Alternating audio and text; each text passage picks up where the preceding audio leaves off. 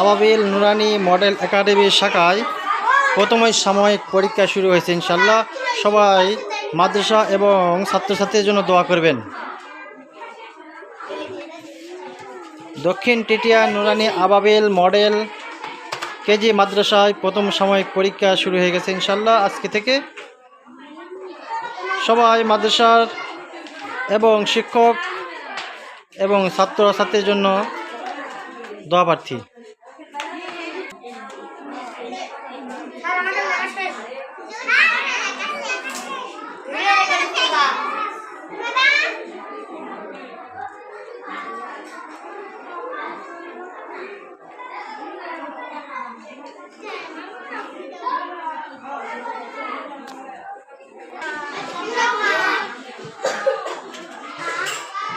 পেলে নার্সারি প্রথম, দ্বিতীয়, তৃতীয় ছাত্রছাত্রীদের পরীক্ষা হইতেছে।